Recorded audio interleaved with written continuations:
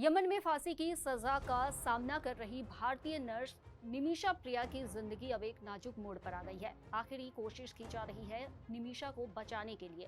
निमिषा के परिवार ने अब्दो मेहदी के परिवार को ब्लड मनी के तौर पर $1 मिलियन यानी करीब 85 लाख रुपए देने की पेशकश की है।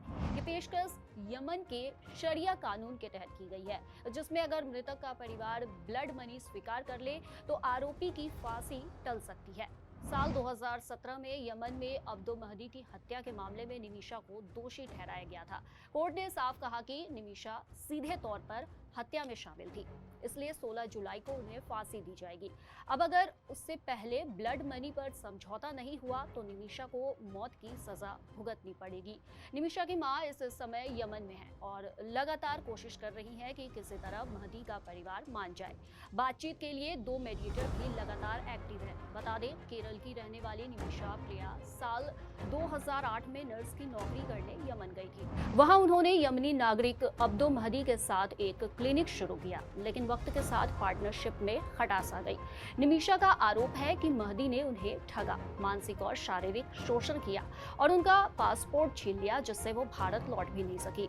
निमिषा के वकील के मुताबिक उन्होंने मेहदी को सिर्फ बेहोश करने की कोशिश की थी ताकि पासपोर्ट वापस लिया जा सके, लेकिन ड्रग्स की ओवरडोज से मेहदी की मौत हो गई। इसके बाद घबराकर उन्होंने एक साथी की मदद से शव को ठिकाने लगाने की कोशिश की, मगर पकड़ी गई। साल 2020 में उन्हें फांसी की सजा सुनाई गई, जिसके बाद भारत में सेव निमिषा प्रिया नाम का एक संगठन उनकी मदद के लिए बनाया गया और इस साल भारत सरकार ने भी निमिषा की रिहाई के लिए $40,000 की आर्थिक सहायता दी।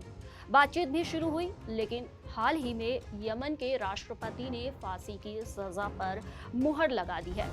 अब उम्मीद की एकमात्र किरण है मेहदी का परिवार। अगर वो ब्लड मनी लेने को तैयार हो जाए तो निमिषा की जान बच सकती है। निमिषा की मां का कहना है कि बेटी को बचाने के लिए उन्होंने अपना सब कुछ दांव पर लगा दिया है। अब क्राउड फंडिंग के जरिए पैसा इकट्ठा किया जा रहा है। जैसे ही मेहदी का परिवार हामी भरता है, रकम दे दी जाएगी। अब देखना यह है कि क्या इंसानियत और रहम का दरवाजा खुलेगा या 16 जुलाई को निमिषा को फांसी के फंदे पर लटका दिया जाएगा।